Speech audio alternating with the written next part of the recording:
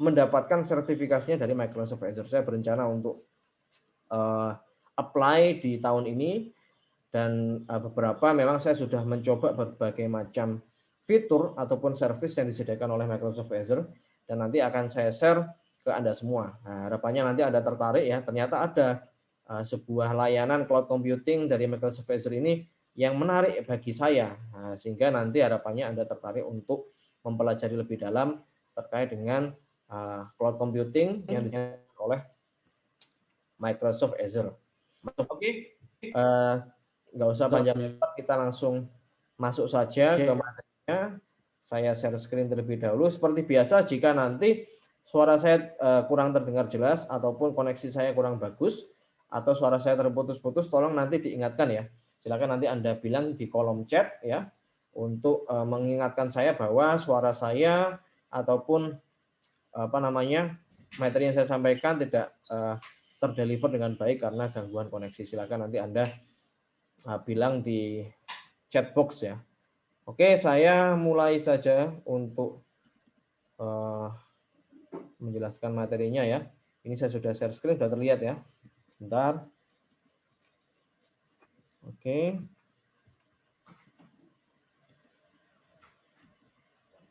Oke.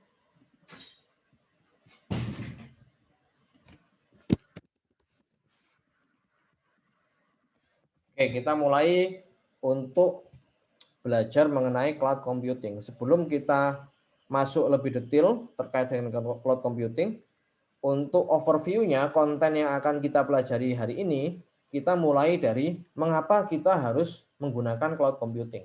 Karena kalau kita mempelajari sesuatu, kita tidak tahu fungsinya untuk apa, nah, itu nanti kaitannya sama motivasi Anda untuk mempelajari hal tersebut. Sehingga memang nanti akan kita jelaskan mengenai mengapa kita harus mempelajari cloud computing. Setelah tahu mengapa kita belajar cloud computing, kita akan belajar apa sih sebenarnya cloud computing itu, arti dari cloud computing itu apa. Dan yang ketiga, nanti kita akan belajar mengenai berbagai provider yang menyediakan service untuk cloud computing. Banyak sekali ya untuk provider cloud computing. Selain yang saya tuliskan di slide ini, ada banyak provider yang lain yang juga menyediakan service cloud computing. Kalau yang saya tuliskan di sini ada Microsoft Azure, ada AWS. AWS singkatan dari Amazon Web Service, karena memang istilahnya lebih sering dibilang atau sering disebut sebagai AWS atau AWS. Ada juga Google Cloud. Google Cloud miliknya Google, Alibaba Cloud juga ada, dan masih banyak yang lain. Nanti kalau Anda tertarik mengenai berbagai macam provider cloud computing lain, silakan nanti Anda cari di Google, masih banyak ya. Oke, kita mulai dari mengapa kita harus menggunakan cloud computing. Ya, Anda bisa bayangkan. Anda bayangkan bahwa Anda punya ide luar biasa untuk membuat sebuah aplikasi. Hanya Anda kepikiran, saya mau pengen buat aplikasi. Saya mau bikin aplikasi tertentu. Misalnya, Anda pengen membuat aplikasi sosial media yang dikhususkan untuk misalnya untuk kalangan tertentu, ya kan? Atau mungkin bikin sosial media yang memang digunakan oleh banyak orang, tapi sosial medianya ini berbeda dengan sosial media yang lain. Sekarang sudah ada banyak sosial media, ada Facebook, ada Twitter, terus ada TikTok, ada Snapchat, ada apa lagi? Ada Instagram, ada dan lain sebagainya, banyak sekali. Tapi Anda punya ide yang baru untuk membuat sebuah aplikasi sosial media misalnya, yang mana sosial media yang Anda buat ini berbeda dengan aplikasi sosial media yang lain. Atau mungkin Anda membuat sebuah aplikasi yang memang belum ada di dunia ini. Jadi Anda punya ide luar biasa untuk membuat sebuah aplikasi. Nah, agar ide Anda benar-benar terwujud ya, agar nanti aplikasi Anda benar-benar Anda buat, ya kan? Anda harus memastikan bahwa aplikasi yang Anda buat nanti itu bisa digunakan oleh siapa saja, kapanpun dari manapun. Sama seperti yang ada saat ini. Kalau Anda menggunakan aplikasi Facebook, Instagram, dimanapun Anda berada, pasti Anda bisa mengakses Instagram, bisa mengakses Facebook. Kecuali kalau di China. Kalau di China mungkin ada beberapa restriksi yang tidak membolehkan warganya untuk menggunakan layanan Google atau layanan sosial media yang buatannya Amerika Serikat. Tapi kita kesampingkan hal tersebut, misalnya kita berada dimanapun ya, kecuali di China, kita bisa tetap mengakses sosial media Instagram, Facebook, dan sebagainya. Nah, nanti Anda juga buat aplikasi yang agar aplikasinya ini bisa digunakan Anda untuk mengambil keuntungan, harusnya aplikasi yang Anda buat ini bisa digunakan oleh banyak orang. Semakin besar pangsa pasar Anda, otomatis semakin besar keuntungan yang akan Anda dapatkan. Ya, contoh kalau Google ya, atau Facebook atau Instagram lah. Facebook sama Instagram itu satu company. Nah, dia usernya banyak sekali. Ya, sekarang siapa yang nggak punya Instagram? Ya kan? Ya, mungkin ada beberapa orang yang nggak punya Instagram. Kalau generasi milenial sekarang, walaupun nggak punya Instagram, seenggaknya pernah menggunakan Instagram atau pernah tahu apa itu Instagram. Nah, di dalam Instagram sama Facebook yang mungkin Anda tahu, di sana ada fitur ads ya. Nah, mungkin Anda pernah lihat ada iklan dari Instagram, ya kan? Nah, kenapa kok orang mau mengiklankan ads-nya di Instagram? Karena memang Instagram penggunanya banyak. Jadi kalau kita mau membuat sebuah aplikasi yang inginnya kita bisa digunakan oleh banyak orang, ya otomatis keuntungan yang kita dapatkan pasti banyak. Banyak company yang menggunakan Instagram untuk memasarkan produknya, menggunakan fitur ads-nya Instagram atau Facebook. Otomatis uangnya untuk mengiklankan di Instagram sama Facebook masih masuk ke company Facebook. Nah, tujuannya seperti itu. Kalau kita punya pangsa pasar yang luas ya, ya otomatis kemungkinan kita untuk mendapatkan keuntungan akan lebih besar. Nah, ini tujuannya. Anda memastikan tadi aplikasi yang Anda buat itu pengennya digunakan oleh banyak orang di seluruh dunia, ya kan?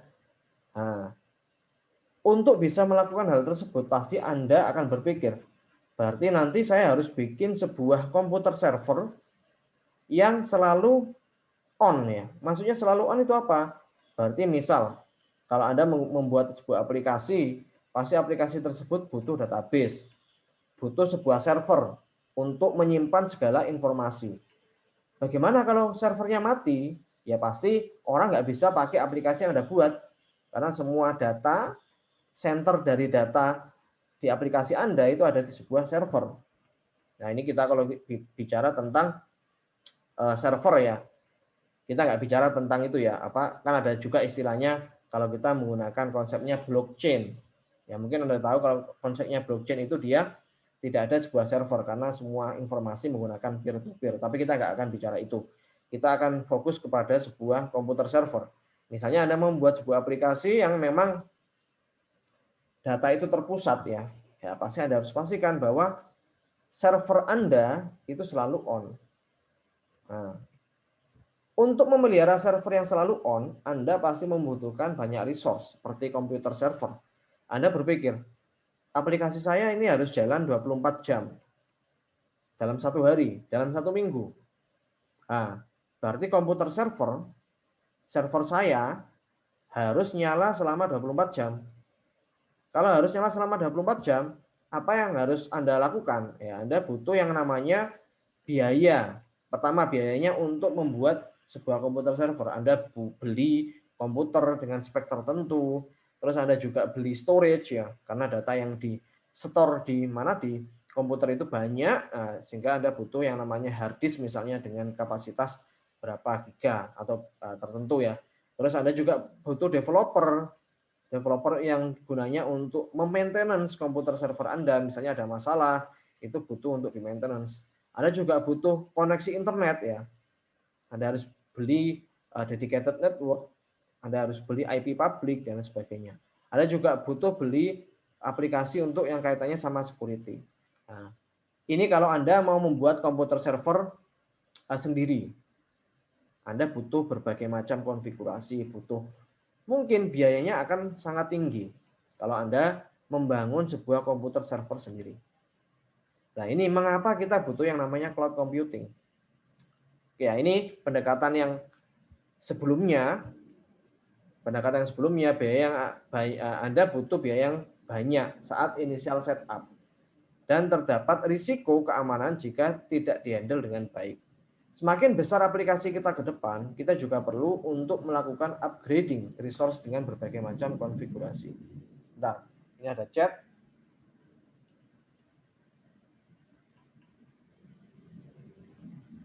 Oke, ini salah chat ya. Oke. Oke. Ya, saya ignore aja. Nah, pendekatan ini membutuhkan biaya yang banyak saat inisial setup dan terdapat risiko keamanan jika tidak dihandle dengan baik. Maksudnya adalah kalau Anda mengelola komputer server Anda sendiri, pasti ada risiko. Misalnya Anda tidak punya pengetahuan untuk mengelola sebuah komputer server, pasti Anda akan mengalami kerugian.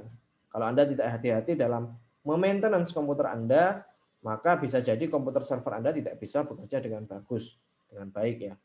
Dan kedepannya misal aplikasi yang Anda buat itu semakin banyak penggunanya, pasti Anda berpikir, komputer server yang sudah saya bangun sebelumnya ini sudah nggak bisa lagi menghandle banyak user. Saya harus melakukan upgrading. Waktu melakukan upgrading, apakah butuh konfigurasi? Pasti. Anda beli upgrade RAM-nya, terus Anda upgrade storage-nya, Anda butuh konfigurasi dan itu tidak mudah untuk mengkonfigurasikannya. Karena Anda harus stop ya, komputer Anda harus matikan dulu, terus Anda upgrade secara manual. Nah, ini solusinya kalau ada permasalahan seperti ini, solusinya adalah kita bisa menggunakan yang namanya cloud computing. Mengapa Pak kok cloud computing? Karena kita tidak perlu membuat komputer server sendiri. Kita cukup menyewa layanan yang disediakan oleh cloud computing providers. Banyak sekali cloud computing providers seperti yang saya jelaskan tadi, ada Microsoft Azure, ada Google Cloud, ada AWS, dan sebagainya. Apa Pak kelebihannya kalau kita menyewa? Nah, menyewa berarti ada kemungkinan biaya yang kita keluarkan tidak sebesar kalau kita membuat komputer server sendiri.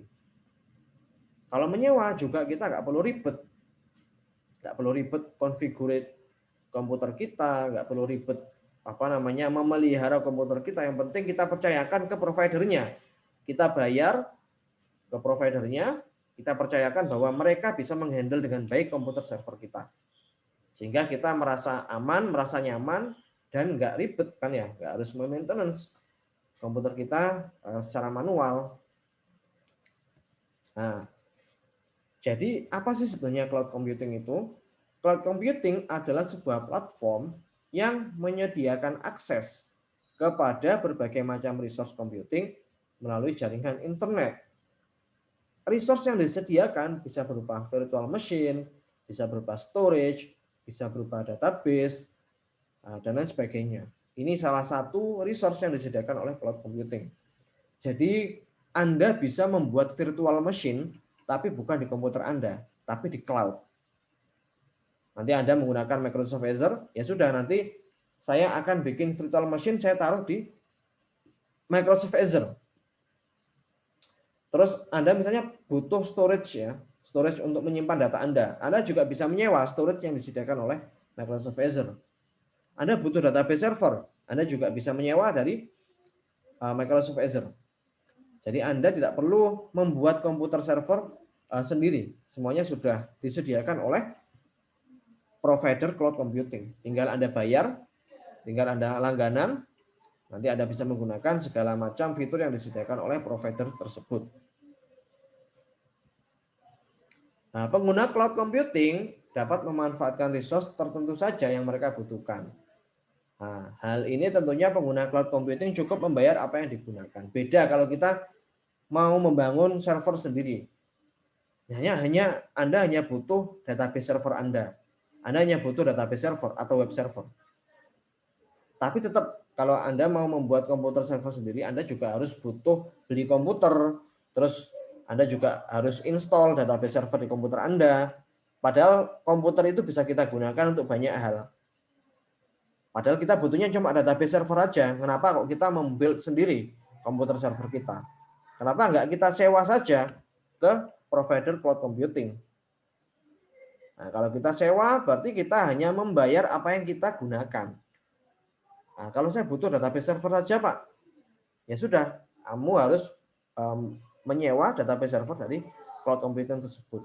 Nggak perlu menyewa satu komputer server secara utuh. Saya butuh web server saja, Pak, ya sudah, kamu hanya membayar untuk web server saja. Saya butuh storage saja, ya sudah saya membayar hanya untuk storage saja. Ini kelebihannya cloud computing. Kita tinggal membayar apa yang kita gunakan. Dibandingkan kalau kita membuat komputer server sendiri, kadang ada hal-hal yang nggak bisa kita maksimalkan. Padahal kita butuhnya cuma ini, kenapa kita harus membuat sebesar ini? Nah, itu kelebihannya kalau kita menggunakan cloud computing. Berikut ini adalah beberapa contoh penggunaan cloud computing. Banyak sekali ya penggunaan cloud computing itu. Misalnya nanti Anda ingin membuat sebuah model untuk machine learning, data analysis, kita bisa gunakan cloud computing. Nanti kedepannya misalnya Anda juga istilahnya kalau Anda belajar tentang AI atau machine learning, Anda ingin membuild sebuah model matematika untuk menyelesaikan permasalahan tertentu. Biasanya untuk pembentukan model untuk machine learning itu butuh training proses yang cukup lama. Dan kalau komputernya mati, itu nanti training prosesnya akan dimulai dari awal lagi. Kalau nanti Anda belajar AI atau machine learning untuk membuat sebuah model klasifikasi misalnya, itu harus Anda train di sebuah komputer yang always on, yang nyala terus.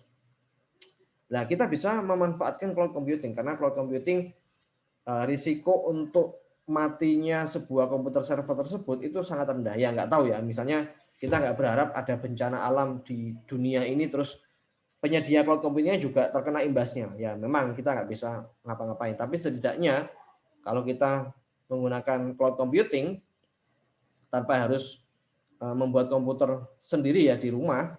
Kalau komputer servernya kita taruh di rumah, kalau listriknya mati ya sudah, kita nggak bisa ngapa-ngapain. Tapi kita lebih percaya bahwa cloud computing yang disediakan oleh provider itu lebih risiko terjadinya kegagalan saat menjalankan komputer server itu lebih sedikit.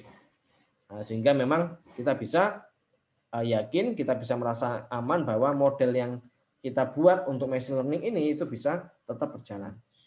Ada juga untuk data storage sama backup, streaming media konten, hosting blog, and application, dan sebagainya.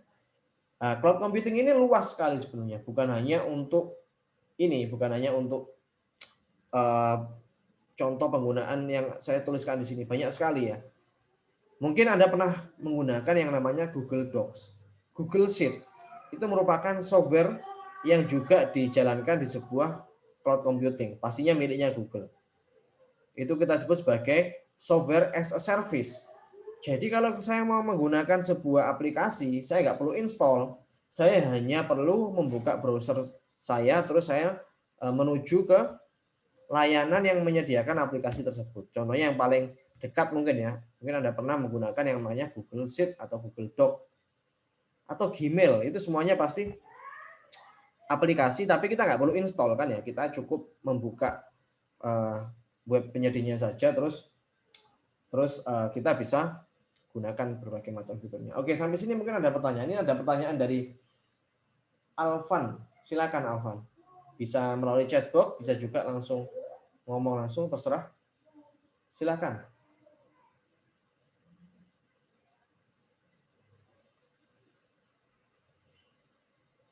Mau tanya apa, Alvan? Mungkin lagi typing ya di chat ya. Silakan, nanti kita tunggu.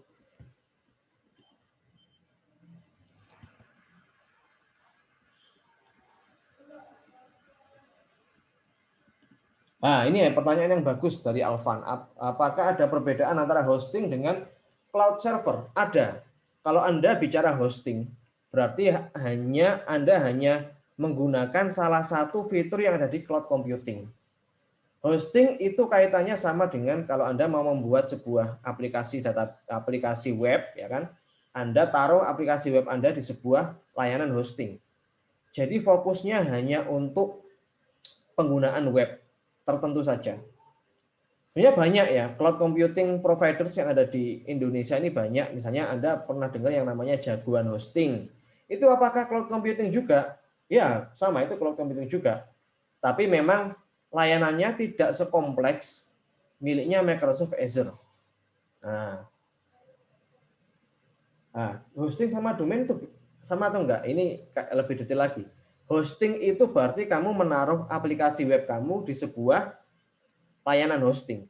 Kalau domain, domain name biasanya, domain mungkin yang dimaksud oleh Alvan itu kalau kita mau membuat aplikasi web ya, itu ada yang namanya istilahnya domain name system. Jadi selain menaruh aplikasi kita di web hosting, kita juga perlu membeli yang namanya domain name. Domain name itu adalah misalnya Anda membuka web www.google.com. Itu apakah domain name? Ya, itu domain name. Kalau Anda hanya hosting saja tanpa membeli domain name, berarti aplikasi web Anda bisa diakses dengan menuliskan IP address-nya di browser. Kan nggak mungkin kayak gitu. Orang mau menghafal, saya mau masuk ke aplikasi, saya mau buka webnya Google, kan nggak mungkin. Yang diingat itu IP address-nya Google, tapi yang diingat adalah domain name-nya. Jadi hosting itu kita taruh aplikasi web kita ke sebuah layanan web hosting, domain itu kita membeli, kita ibaratnya itu kita membeli nama untuk aplikasi web kita, sehingga aplikasi web kita itu bisa diakses oleh banyak orang. Itu domain name. Jadi kalau mau membuat web bukan cuman hosting saja, tapi kita juga perlu membeli domain name-nya. Nah, domain name itu pasti harus berbeda dengan domain name yang sudah dipakai oleh web lainnya. Kan kita nggak mungkin beli domain name google.com, padahal google.com ya sudah dipakai oleh Google. Kita juga nggak mungkin beli facebook.com karena sudah digunakan. Nah, domain name itu ibaratnya kita reservasi. Kita reservasi nama ini, nama domain ini itu milik saya. Nah, itu seperti itu. Oke, nanti lebih detail nanti pasti Anda pelajari di mata kuliah web programming. Ya kan? Web programming ataupun web framework programming itu nanti Anda pelajari lebih detail apa itu web hosting, apa itu domain name. Tapi untuk mata kuliah operating system ini kita fokus ke cloud computing tapi yang kaitannya dengan operating system, yaitu virtual machine. Nanti kita akan beli virtual machine. Oke. Berarti kalau kita mau membuat layanan berbasis web, kita perlu 3 hal itu. Yang kebutuhan cloud servernya telah disesuaikan dengan kebutuhannya, Pak. Ya, pasti. Jadi, kalau kamu misalnya mau bikin aplikasi web ya, aplikasi webnya transaksinya setiap hari itu berapa misalnya. Karena Anda bisa prediksi. Jadi, harus Anda sesuaikan dengan kebutuhan yang kamu gunakan. Misalnya web hostingnya yang saya sewa misalnya, dia size-nya 2 GB. Ya, itu apakah udah cukup? Ya tergantung, kalau memang pengguna web Anda itu banyak ya mungkin 2 GB itu sudah cukup sih. Kalau hanya untuk aplikasi web, misalnya aplikasi web untuk menampilkan informasi tanpa ada transaksi, itu sudah cukup. Oke, yang kebutuhan cloud servernya harus disesuaikan dengan kebutuhannya. Ya, jadi kurang lebih seperti itu. Nanti kalau selain kamu beli domain name, beli web hosting, beli database server. Tapi biasanya kalau kamu beli hosting itu udah satu paket biasanya. Apakah termasuk domain name-nya, termasuk database servernya, sama termasuk web hostingnya, biasanya sudah jadi satu paket. Misalnya kamu buka Jagoan Hosting ya, yang mungkin sering digunakan. Saya sebut merek nggak apa-apa ya. Jadi itu udah satu paket biasanya dengan harga tertentu. Oke, apakah web programming dapat diikuti semua konsentrasi? Sepertinya bisa ya. Harusnya bisa. Web programming itu basic.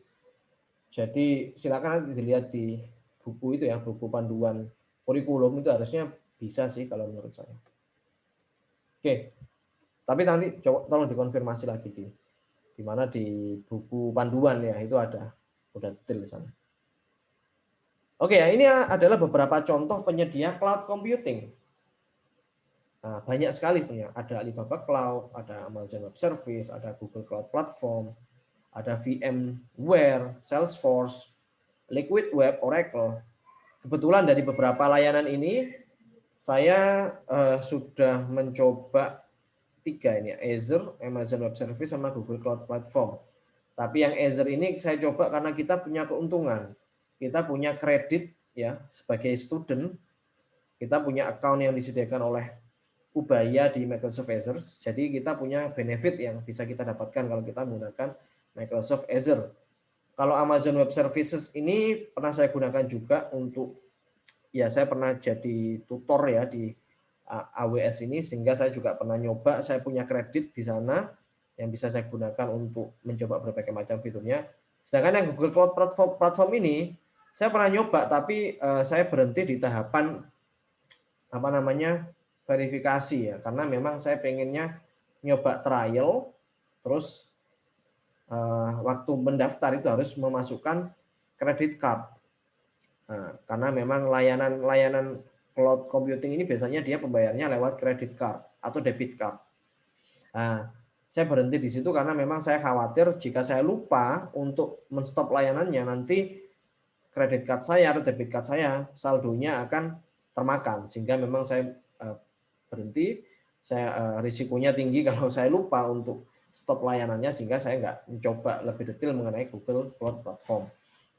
Tapi untuk mata kuliah ini kita akan coba fokus ke Microsoft Azure saja, karena memang pasti Anda sudah punya ya account untuk Microsoft Azure. Kemarin ada download untuk ISO-nya Windows Operating System, itu Anda sudah punya account-nya, Anda bisa gunakan. Dan juga kelebihannya kita punya kredit sebesar $100. Nanti saya akan tunjukkan gimana caranya untuk mendapatkan kredit $100. Tapi ingat, $100 ini nggak bisa ditransfer ke akun bank Anda, ya kan? Jadi Anda bisa gunakan hanya untuk kredit $100 itu digunakan untuk memanfaatkan layanan yang disediakan oleh Microsoft Azure. Nanti kita akan coba. Oke, nah kita akan explore nanti ya fitur yang disediakan oleh cloud computing dari Microsoft Azure yang berkaitan dengan operating system. Hal ini dikarenakan Anda memiliki akun Azure yang disediakan oleh Ubaya. Nah, ini Anda bisa lihat Microsoft Azure biasanya disebut dengan Azure. Silakan bilang MS Azure atau apalah itu, silakan. Tapi biasanya disebut Azure saja, nggak ada Microsoft-nya di awalnya.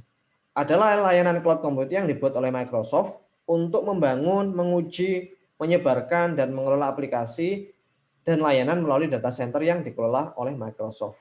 Nah, kita bisa tahu bahwa Microsoft itu merupakan startup bidang teknologi yang sudah cukup terpercaya, sudah cukup besar juga, sehingga kita bisa merasa bahwa oke, saya comfortable untuk menggunakan produknya Microsoft karena memang produk dari Microsoft ini sudah teruji, dikembangkan oleh pihak tertentu yang sudah kredibel, ibaratnya seperti itu. Anda dapat login menggunakan akun Azure Anda di www.azure.microsoft.com dan klik sign in di pojok kanan atas homepage, kemudian klik portal. Nah, Azure ini merupakan layanan cloud computing yang berbayar dengan konsep pay as you go. Jadi nanti Anda hanya perlu membayar terhadap service yang Anda gunakan. Nah, sebagai student Anda berhak mendapatkan kredit sebesar $100 yang berlaku sekitar 365 hari sejak aktivasi. Ini opsional, tidak harus Anda aktivasi di mata kuliah operating system. Kenapa Pak kok nggak saya aktivasi sekarang? Kalau diaktifasi sekarang boleh nggak? Ya boleh-boleh saja. Itu hak Anda untuk mengaktifasi sekarang atau enggak. Tapi ada limitnya bahwa setelah Anda aktivasi, itu hanya berlaku untuk 365 hari ke depan. Ya barangkali nanti di kemudian hari, waktu nanti Anda mengerjakan tugas akhir, Anda butuh layanannya cloud, terus Anda ingat mungkin ya, oh dulu kayaknya Pak Naufal pernah ngajarin caranya aktivasi $100 di Microsoft Azure. Saya bisa manfaatkan itu. Nah, barangkali nanti seperti itu. Bisa nanti Anda gunakan di kemudian hari. Tapi kalau mau aktivasi sekarang juga nggak apa-apa. Kalau tertarik untuk aktivasi sekarang, ya silakan. Saya nggak memaksa untuk aktivasi sekarang. Tapi nanti akan saya ajari gimana cara aktivasinya. Dan ini berlaku sejak 365 hari ya sejak aktivasi. Jadi ibaratnya kayak gini. Kredit itu kayak pulsa. Kalau Anda punya pulsa di HP kan ya, pulsa itu bisa Anda gunakan untuk nelpon, untuk internet ya, untuk membeli paket internet, terus untuk SMS. Sama kalau kita menggunakan layanan cloud computingnya miliknya Microsoft, jadi kita punya pulsa sebesar $100. Nah, pulsa itu mau kita gunakan apa? Terserah kita. Kalau kita nanti menggunakan fitur yang disediakan oleh Microsoft Azure, pasti nanti kredit kita akan terpotong. Nah, seperti itu ya. Oke, nanti kita akan coba. ini langsung saya demokan saja. Sebentar. Gimana caranya untuk aktivasi di Microsoft Azure. Mungkin sampai sini ada pertanyaan? Mungkin yang ada di benak Anda sekarang masih bingung ya, apa sih cloud computing itu? Terus kenapa sih kok saya menggunakan cloud computing? Ini pertanyaan dari Alvan tadi itu lumayan bagus ya. Pak, apa sih cloud computing? Apa hubungannya dengan web hosting? Web hosting itu juga termasuk subnya cloud computing. Karena kita menaruh aplikasi kita di cloud. Anda membuat aplikasi web, terus Anda hostingkan, berarti Anda menaruh aplikasi web Anda di sebuah cloud kan? Sama seperti, sama kurang lebih sama seperti itu.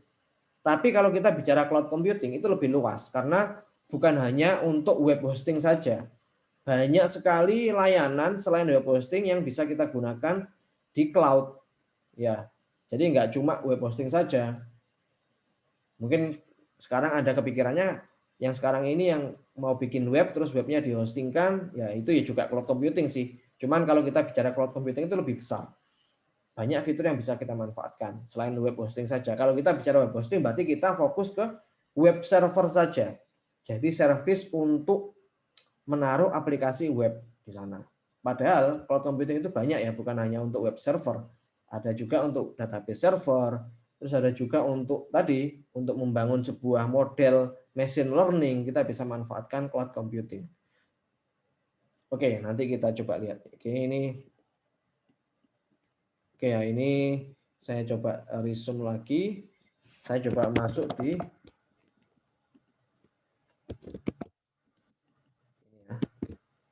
azure.microsoft.com. Nah, ini webnya di sini, nanti silakan Anda buka. Ya pasti Anda juga sudah tahu waktu Anda login untuk download ISO-nya Windows itu juga lewat Microsoft Azure. Nah, ini seperti ini layanannya, apa homepage-nya. Saya mau login sekarang. Kalau mau login gimana Pak? Ya gampang saja. Ini ada tombol login di sini. Sign in. Nah ini nanti ada pilih akun Anda. Ini kenapa kok ada banyak akun? Karena memang saya punya banyak akun di sini untuk Microsoft Azure. Nah kebetulan saya menggunakan akunnya Pak Miftah. Pak Miftah juga pengajar OS. Kenapa pakai akunnya Pak Miftah, Pak? Enggak akun Bapak sendiri. Karena memang akunnya Pak Miftah ini kreditnya belum diklaim. Kalau punya saya sudah diklaim. Kalau belum diklaim, nanti kan saya bisa tunjukkan ke Anda semua. Kalau caranya ngeklaim itu gimana. Nah, ini saya coba login menggunakan akunnya Pak Miftah. Karena kreditnya $100 itu belum diklaim. Oke, nah ini sudah login ya. Anda bisa lihat di pojok kanan atas ini sudah ada namanya Pak Miftah Ahmad ini ya. Nah ini saya masuk ke portalnya. Setelah saya masuk ke portal, oh ini suruh login lagi. Saya login punya akunnya Pak Miftah. Nah ini Anda bisa lihat halaman gitu ya, dashboardnya di Microsoft Azure. Nah, dashboardnya cukup sederhana. Anda bisa lihat di sini ada service yang disediakan oleh Azure itu apa saja, ada virtual machine. Jadi Anda mau bikin komputer virtual itu bisa. Selama ini Anda menggunakan komputer virtual kan di komputer Anda sendiri. Nah, kalau komputer Anda mati ya sudah, Anda nggak bisa nge-remote komputer Anda. Pak, misalnya saya pengen bikin virtual machine-nya di Microsoft Azure, apa kelebihannya? Kelebihannya adalah Anda bisa meremote komputer tersebut dimanapun. Dan komputernya selalu on ya, jalan terus. Selama kredit Anda itu masih mencukupi, Anda punya komputer virtual di Microsoft Azure. Dan itu bisa Anda gunakan kapanpun, dimanapun. Dan nggak usah khawatir lampu mati, nggak usah khawatir ada gempa bumi. Ya nggak tahu sih kalau gempa buminya kebetulan di regionnya Microsoft Azure misalnya Microsoft Azure ini layanannya ditaruh di China misalnya. Terus China ada gempa bumi ya memang itu nggak bisa kita hindari. Tapi setidaknya Anda bisa nggak repot untuk memelihara komputer server Anda. Pak, apa keuntungannya kalau saya menjalankan komputer server di cloud computing? Ya, kalau Anda tahu sendiri kan, kalau Anda punya komputer virtual yang hidup terus di cloud, Anda bisa gunakan untuk apapun. Misalnya nanti komputer Anda gunakan sebagai web server. Anda install misalnya web server di komputer Anda. Nah, itu bisa nggak? Bisa. Anda install database server di komputer virtual Anda juga bisa. Anda install mail server juga bisa. Jadi ibaratnya kalau kita membuat virtual machine ya, semua fungsi yang ada di komputer itu bisa kita gunakan. Tapi Pak, misalnya saya hanya butuh untuk database server saja atau untuk web server saja. Apakah saya butuh bikin virtual machine? Ya nggak perlu, ya kan? Jadi atau apa namanya? Anda cukup beli yang database server, SQL database atau web servernya ini yang disediakan apa saja bisa kita lihat di sini. Nah, banyak sekali ya. Oke, ini ada pertanyaan, bentar, ada Alvan ya, pertanyaan Alvan. Penyimpanan online NAS itu juga ada OS-nya, apakah itu termasuk virtual machine? Sebentar, NAS itu apa? Sorry, saya mungkin kelupaan. Apa Alvan? NAS itu? NAS. Sebentar.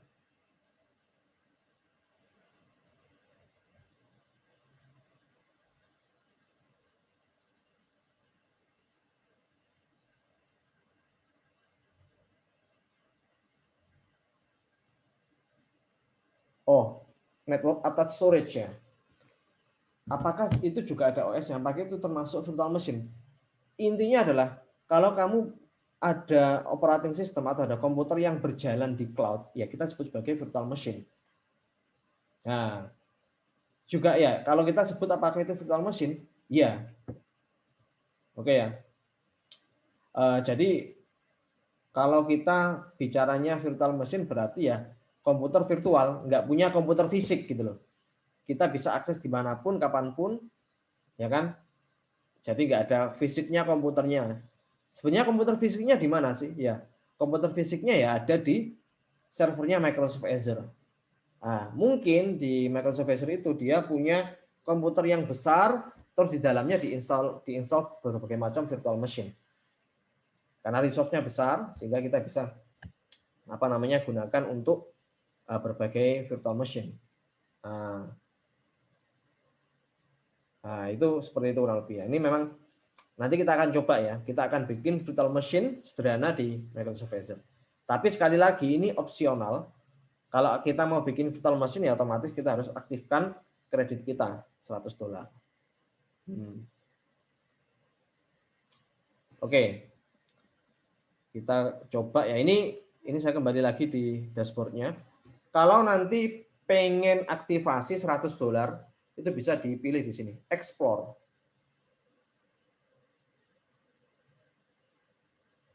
Oke ya.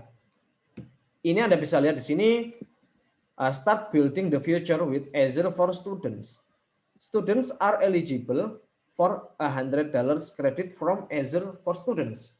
Nah, ini Anda bisa aktifkan nanti di sini. Claim your Azure credit now. Kalau Anda klik di sini, nanti ada tahapan selanjutnya untuk aktivasi untuk klaim kredit sebesar $100. Tapi ini nggak akan saya klik ya, karena saya belum minta izin ke Pak Miftah untuk mengklaimkan $100-nya. Sehingga nanti silakan Anda coba sendiri. Button ini silakan diklik ya. Nanti akan masuk ke tahapan selanjutnya. Nanti video untuk video perkuliahan ini akan saya share setelah ini. Oke, sebentar ya. Saya pause sebentar, saya mau balas chat sebentar.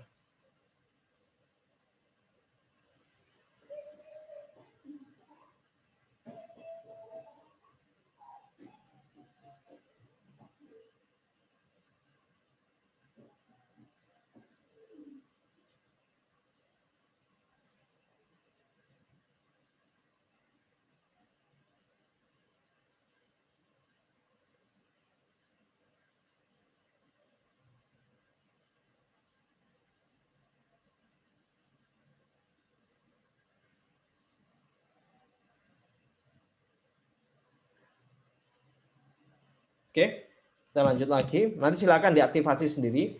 Nanti kalau sudah aktivasi tampilannya seperti ini. Saya login pakai itu lagi ya. Saya login pakai akun saya yang tadi.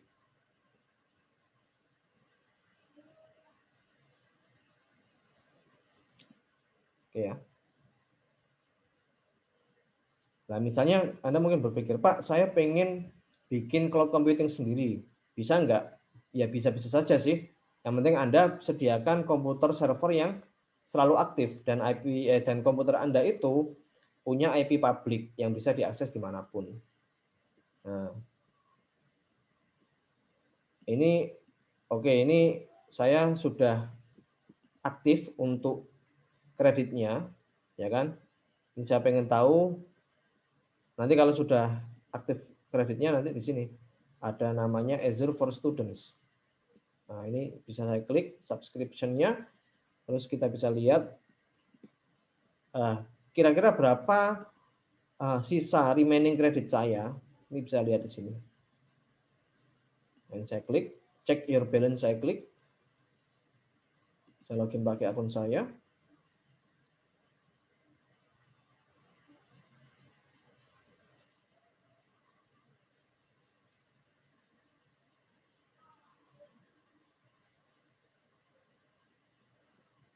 Nah, ini akun saya $100 ya kreditnya. Ini bisa saya gunakan untuk mengeksplor berbagai macam fitur yang ada di sini. Oke. Oke, ini saya kembali lagi ya. Nah, ini kebetulan ini karena kalau pembahasannya cloud computing itu banyak sekali ya.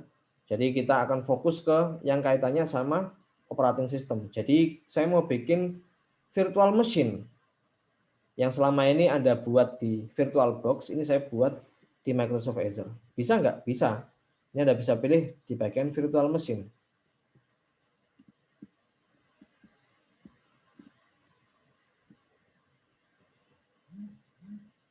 Oke, ini kebetulan tadi saya sudah membuat virtual machine. Ini saya hapus saja virtual machine-nya. Saya delete ya.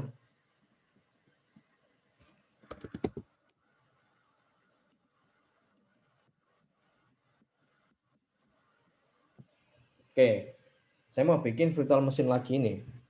Karena yang sebelumnya sudah saya delete. Kenapa Pak di-delete? Ya, nggak apa-apa, biar nggak bingung. Dan saya kreditnya nggak berkurang. Kalau saya nggak delete ya, itu nanti dia akan mengurangi kredit saya terus-menerus. Walaupun kalau saya stop nggak mengurangi sih, kan ada delete sama stop. Kalau stop berarti diberhentikan sementara. Kalau delete ya dihapus, dihilangkan untuk selamanya.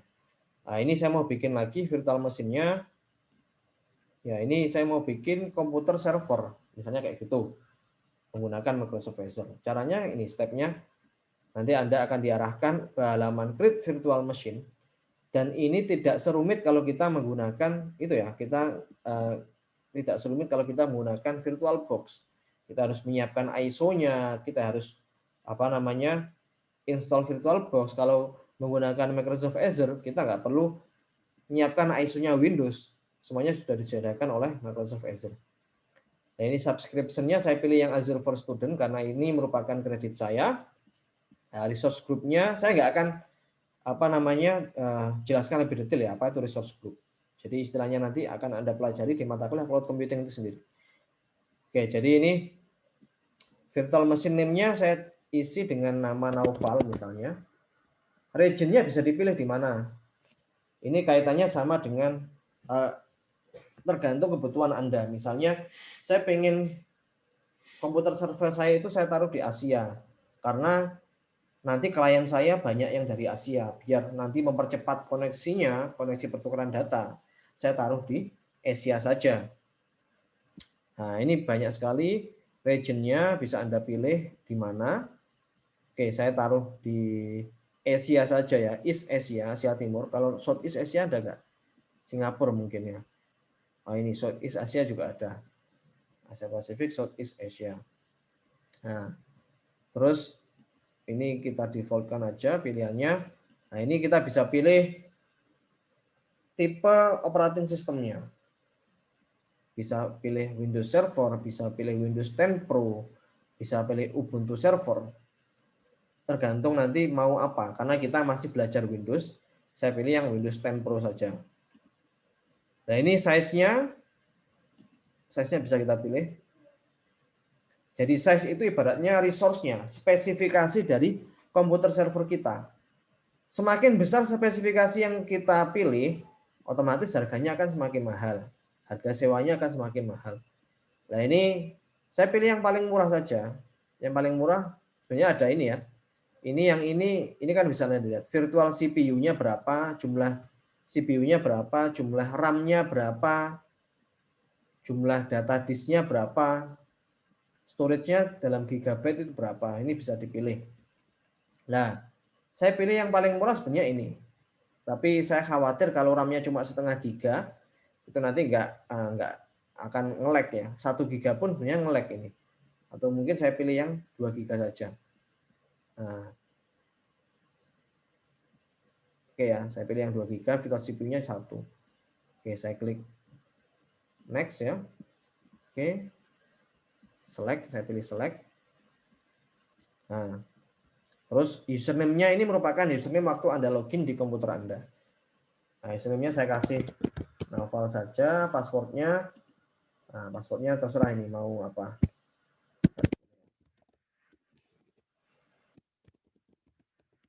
Oke. Oh, harus itu.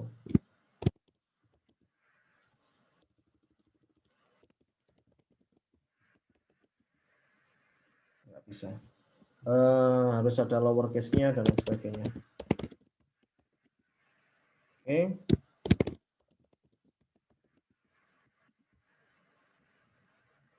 Nah, ini portnya untuk RDP saya pilih yang 3389. Ini merupakan port default-nya ya. Kalau mau SSH, HTTPS atau HTTP juga boleh. Ini port yang dibuka ya, maksudnya port yang bisa diakses dari luar. Oke. Licensing-nya saya oke. Next. Ini mungkin saya pilih yang review and create aja langsung. Untuk networking-nya kan sudah tadi disk-nya sudah satu paket tadi. Oke. Nah, Pak kok mahal jadinya 412.000? Karena tadi harga yang tadi itu hanya untuk menyewa resource-nya saja. Sedangkan untuk lisensi Windows-nya sepertinya itu belum termasuk. Nah, jadi 412.000 per jam. Mahal nggak? Mahal ya sebenarnya ya. Tapi ya memang mahal, tapi kelebihannya adalah nanti komputer Anda pasti akan hidup terus. Nah, ini sebenarnya kebutuhan cloud computing itu sangat tergantung dari kebutuhan kita. Kalau memang kita nggak perlu cloud computing, misalnya kita mau bikin aplikasi yang sederhana, kita nggak butuh cloud computing ya nggak apa-apa sebenarnya. Karena memang cloud computing ini biasanya aplikasi yang skalanya besar. Atau mungkin kalau kita kan kita bikin virtual machine, kita memang membuat komputer virtual yang satu komputer virtual yang jalan terus. Itu masih harganya lebih mahal dibandingkan kalau kita hanya gunakan untuk database server saja. Misalnya kita menyewa web server saja, database server saja, pasti harganya lebih murah. Kalau kita beli virtual machine, ya otomatis ya memang kita akan beli semua fitur yang ada di komputer. Sehingga harganya memang lebih mahal. Dan nanti pertanyaannya dari Alvan tadi, apakah mungkin ada fitur hanya untuk NAS ya, yang memang komputer virtual yang dikhususkan untuk network attached storage? Apakah Microsoft Azure ini juga menyediakan? Nanti kita lihat, kita coba explore ya. Karena memang NAS itu memang di dalamnya ada operating sistemnya juga sama. Oke, ini saya klik create. Ya, ini saya sudah meng-create jadi ada proses untuk deployment. Nah, passwordnya saya save aja. Ada proses untuk deployment. Ibaratnya ini sekarang lagi install operating system Windows di komputer virtual saya. Nah, ini nanti tinggal tunggu saja sampai dengan prosesnya selesai. Oke ya. Nah, ini prosesnya sudah mulai berjalan. Nanti kita coba remote. Nanti coba komputer saya ini kamu remote, bisa nggak? Harusnya bisa. Nanti saya coba salah satu yang meremote. Nanti saya kasih passwordnya. Oke ya, tadi saya tuliskan ya username-nya tadi ini. Username-nya Naufal, passwordnya ini. Silakan nanti dicoba. Nanti kamu remote komputer saya. IP-nya apa Pak? IP-nya? IP-nya belum tahu nanti. Nanti setelah ini akan muncul IP address-nya. Kalau kita mau meremote komputer kan kita harus tahu IP-nya kan ya. Oke, sambil menunggu proses penginstalan atau deployment virtual machine saya. Mungkin ada pertanyaan dari teman-teman yang lain.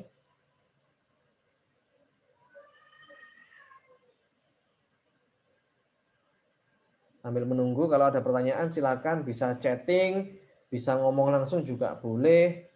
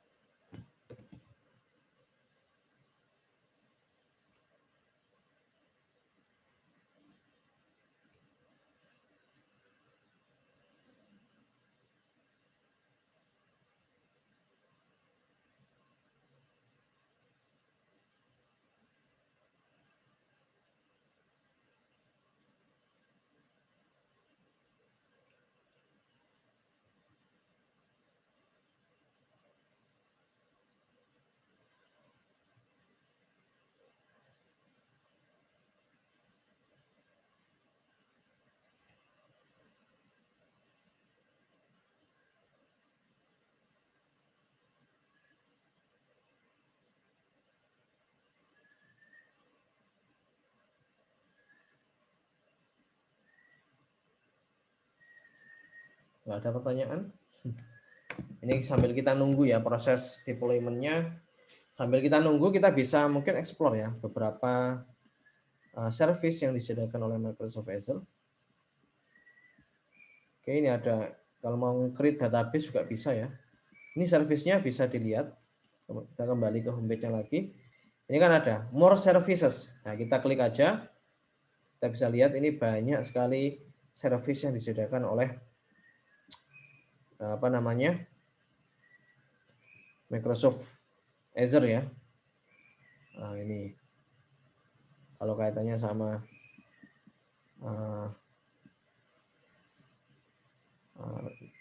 database misalnya, ini database-nya yang bisa di-create apa saja. Ada SQL database, Azure SQL, SQL Virtual Machine, SQL Server.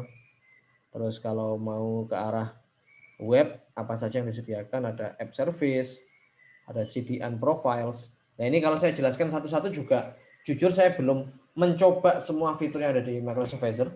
Kalau saya sudah mencoba semua, pasti saya sudah dapat sertifikatnya Microsoft Azure, karena memang saya belum mendapatkan sertifikatnya dan belum belajar lebih detail mengenai segala macam fitur ataupun layanan yang disediakan oleh Microsoft Azure.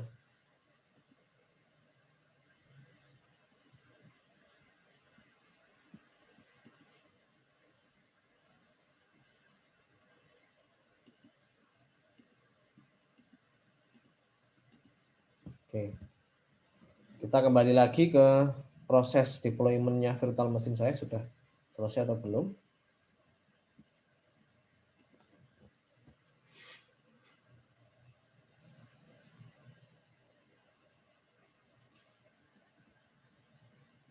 Oh, ini sudah jalan ini kayaknya. Oke ya. Nah, ini silahkan. Oke, sebelum nanti ada coba, ini saya coba dulu ya. Saya mau nge-remote komputer saya. Karena saya bukan menggunakan OS-nya Windows, saya pakai Mac ya. Gak apa-apa, ada juga fitur untuk remote desktop. Nah, ini saya pilih, terus saya copy public IP address-nya. Jadi ini IP dari komputer server saya. Ini saya create, terus saya add ya, add a PC. PC name-nya itu ya tadi, password apa namanya, IP-nya, terus klik add. Oke, saya jalankan. Oh, kenapa nggak connect? 1376 atau mungkin prosesnya tadi belum selesai ya. Oke, saya coba lihat lagi.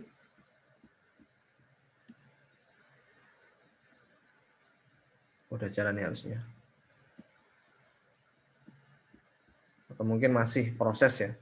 Kita coba tunggu beberapa saat lagi.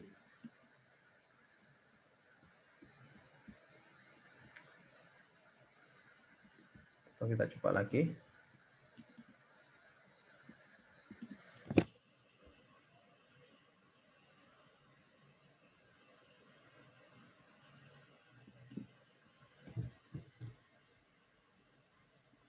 Oke, sebentar saya coba tunggu lagi ya. Kita coba tunggu lagi dulu.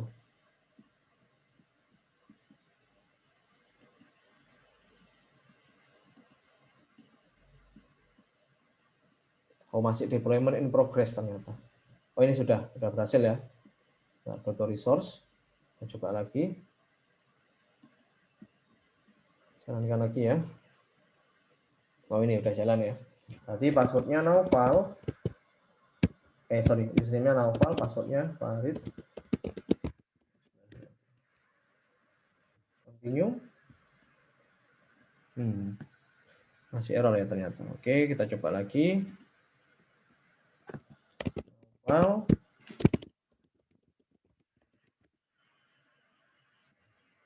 Continue. Oh, ini udah jalan. Oke, nah ini saya sedang login ke komputer virtual saya. Ini jalannya di cloud ini. Jadi resource-nya dijalankan di cloud. Kalau saya jalankan terus-menerus, ya nanti kredit saya akan berkurang. Nah, gimana biar kreditnya nggak berkurang, ya silakan nanti di stop kalau sudah nggak dibutuhkan. Oke, ini masih proses. Kita tunggu aja. Nanti silakan Anda coba komputer saya ini. Anda remote melalui komputer yang Anda gunakan sekarang. Nanti saya pilih salah satu yang mau mencoba. Oke, ini masih proses ya.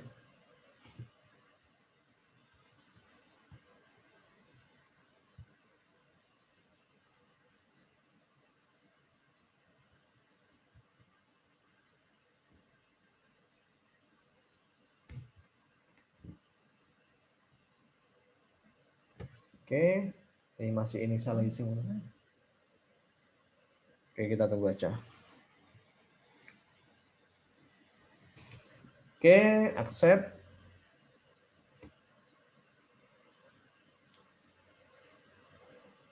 Nah, udah jalan ini komputernya.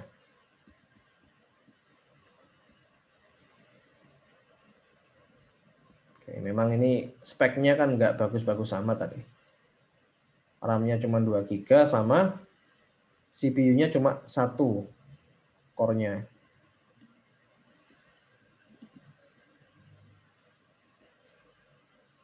Nah, ini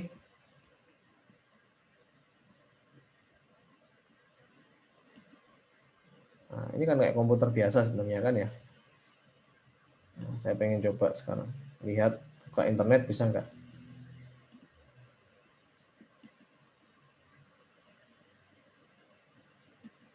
Bisa ya.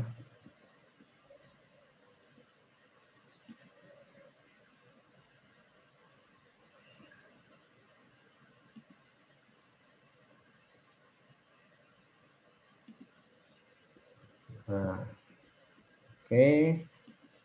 Ini sama kayak komputer biasa sih. Di sini Anda coba. Kita coba koneksi internetnya ya.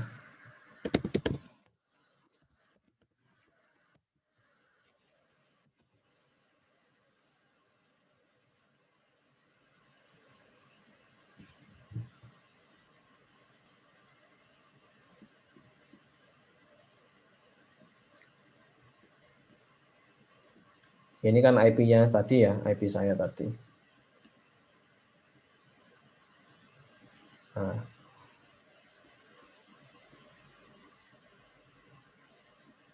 ternyata letaknya di Singapura ini. Tadi saya pilihnya Microsoft, regionnya saya pilih di Southeast Asia kan ya.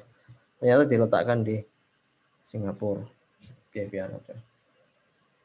Oke, ini ya memang agak nge-lag ini karena ini kan speknya nggak tinggi ya.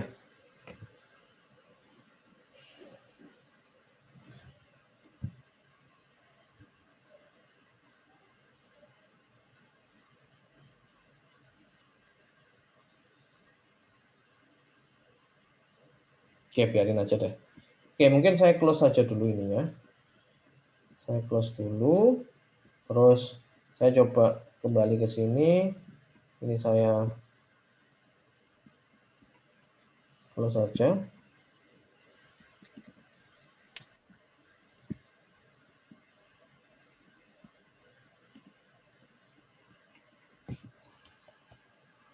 Saya close. Bentar. Tim viewer. Ininya saya close dulu. Microsoft Remote Desktop-nya. Silakan salah satu dari teman-teman yang mau mencoba untuk remote komputer server saya, terserah siapa. Bisa share screen nanti. Atau mungkin ini Alvan, coba Alvan, kamu bisa share screen, coba remote ini. IP-nya tadi berapa ya? IP-nya tadi ini. Silakan kamu share screen. Kamu coba remote komputer saya dari komputer kamu. Komputer virtual machine yang saya buat tadi. Itu coba kamu remote di komputermu. Ini IP-nya. Alvan masih on kan? Masih join ya? Iya Pak, masih join. Ya, silakan. Nah.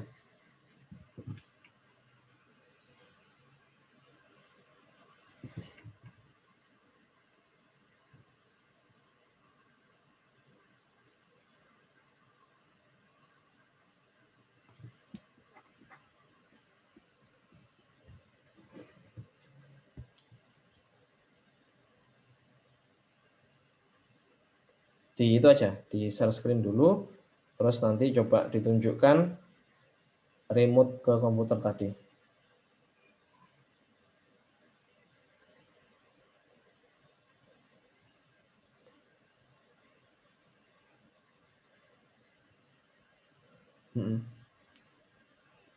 Kamu remote-nya lewat itu aja, remote desktop protokol.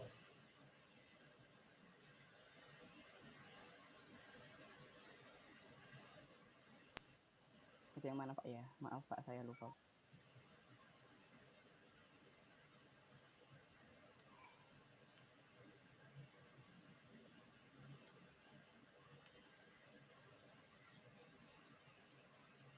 Remote desktop protokol itu yang mana Pak ya Pak? Sorry?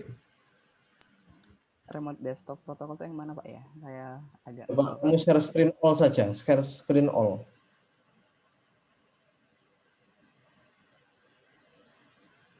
Remote desktop connection yang waktu kita itu loh. Yang waktu kita kemarin tugas kamu kemarin yang nge-remote virtual machine itu kan pakai Microsoft Remote Desktop Protocol. Coba di share screen lagi yang share screen all ya coba.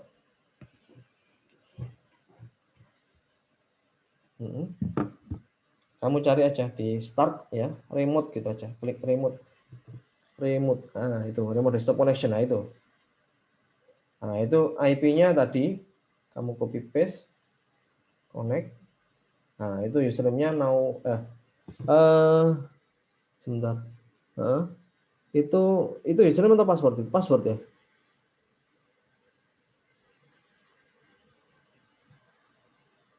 Itu username-nya harusnya bukan Alvan Suri. More details ya, use different account. Naufal, password ya Naufal. Bentar, itu masih Alvan Suri itu. Use different account yang bawah. Username-nya tulis Naufal. Nah, Naufal, passwordnya yang tadi saya share di Zoom. Farid Naufal 1992. Nah, oke. Oke. Klik oke. Yes ya. Nah, ini kamu jalan di komputer virtual machine yang tadi. Sama seperti yang tadi saya remote kan ya. Nah, ini nanti bisa digunakan untuk apapun ya. Coba buka CMD-nya, command prompt-nya coba dibuka. Coba ipconfig misalnya. Ya gitu nggak apa-apa, sistem info buat ya ipconfig biar tahu. Oke. Nah, itu kan IP-nya. Itu IP private-nya tapi kayaknya. IP public-nya nggak muncul di situ. Oke. Ya itu bisa dicoba-coba sih. Baik Pak, terima kasih Pak sudah Yuk. diberi kesempatan Pak. Ya, bisa stop share. Ya, yang lain mungkin juga bisa. Teman-teman yang mau nyoba juga bisa. Saya coba pilih salah satu saja ya. Siapa yang misalnya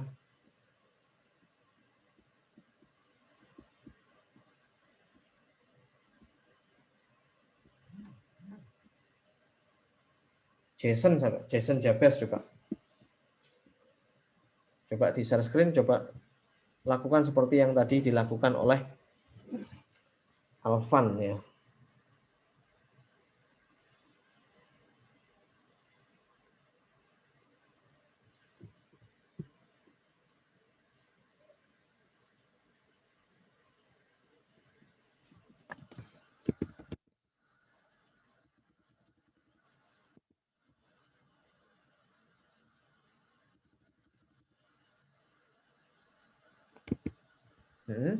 Username-nya Naufal. Username dan passwordnya, Pak? Naufal username-nya kecil ya. Kecil semua. Farid Naufal 1992, F-nya besar. Seperti ini ya, Pak. Ya, oke. Oke. Yes. Nah, bisa ya. Ini bisa diakses kapanpun dari manapun selama virtual mesinnya masih on. Ya, tapi kalau on kayak gini ya otomatis kredit saya juga berkurang terus menerus. Tapi ya nggak apa-apa buat uji coba saja. Ya, itu bisa dicoba-coba, bisa diinstal database server, misalnya mau install MySQL server di sana itu juga bisa. IP-nya juga bisa diakses publik ya. Kamu punya IP publik di sana. Ya, kamu juga punya storage ya. Storage-nya berapa tadi? Storage-nya berapa giga ya kira-kira? Kecil kayaknya. 128 ya. Temporary storage-nya 4 giga. Oke. Ya SSD kalau nggak salah itu tadi. Oke. Oke, bisa stop share. Baik, terima kasih, Pak. Ya, kurang lebih seperti itu ya untuk cloud computing. Sebenarnya banyak sih fitur yang bisa kita manfaatkan. Oke, biar nanti kredit saya nggak berkurang ya. Ini saya stop aja. Kalau sudah saya stop ini, nanti kita nggak akan bisa akses lagi. Nah, ini public IP address-nya kalau saya pengen reserve, itu bisa saya pilih. Maksudnya adalah kalau setiap kali saya stop virtual machine, pasti nanti IP publik saya bisa berubah. Kalau pengen di reserve ya silakan diklik ini. Kalau saya klik reserve ini berarti nanti IP-nya masih disimpan oleh Microsoft Azure. Jadi suatu ketika saya mau jalankan lagi virtual mesinnya, IP-nya masih sama. Ini saya nggak perlu saya reserve, saya hapus saja. Nah ini kayak gini. Nah ini banyak sekali yang bisa kita gunakan sebenarnya yang fitur-fitur yang ada di Microsoft Azure ya. Nah, Pak, kalau mau bikin blockchain service bisa nggak? Ini kayaknya bisa. Tapi saya belum nyoba sih. Apa ini mungkin kaitannya sama kalau mau bikin mining komputer ya, yang untuk mining Bitcoin misalnya. Kita nggak perlu sediakan komputer sendiri. Kalau yang kaitannya sama AI ini juga ada, machine learning studio. Saya belum pernah nyoba yang ini. Ya, nanti kalau ada kesempatan akan saya coba. Ada fitur Internet of Things, bisa untuk apa saja. Banyak sekali ya service-service yang disediakan ya. Ini bisa kita lihat satu persatu. Nah, networking, storage, web, mobile, database.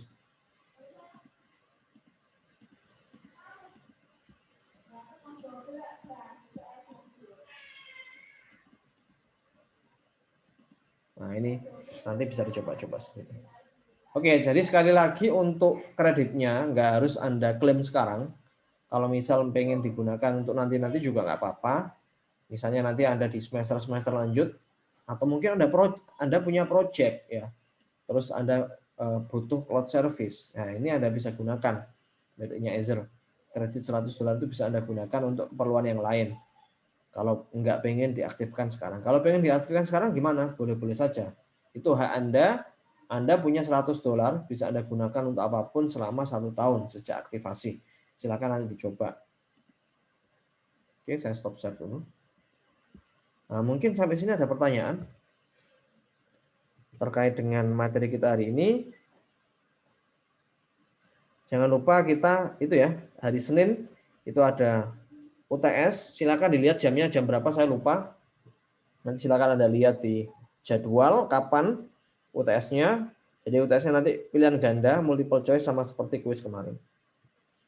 Oke, sampai sini mungkin ada pertanyaan?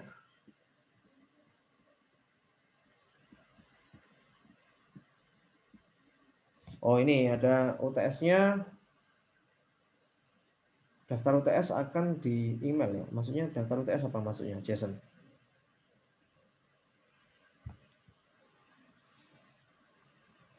Oh, daftar waktu untuk UTS. Nah, itu ada. Tanya Benhard. Benhard tahu itu memang.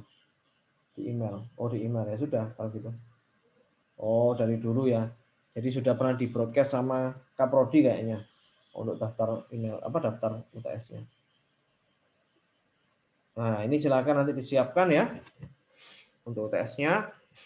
Silakan gunakan grup Telegram untuk berdiskusi. Nanti kalau ada yang dibingungkan terkait materi kita mulai dari week 1 sampai week 7 atau ada hal-hal yang perlu didiskusikan terkait dengan operating system, bisa Anda gunakan grup Telegram. Gitu ya. Nah, kalau nggak ada pertanyaan, saya akan akhiri untuk perkuliahan kita hari ini. Oh, ini tugas apa? Tugas kapan terakhir dikumpul? Oh, tugas yang ini. Tugas hari ini itu H+2 ya. Saya coba share screen lagi. H+2 setelah ini kan ada tugas.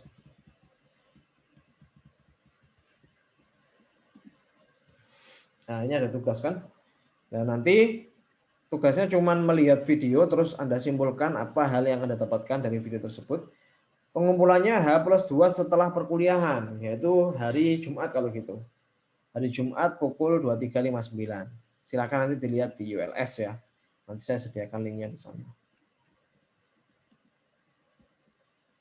Oke, ada pertanyaan lain?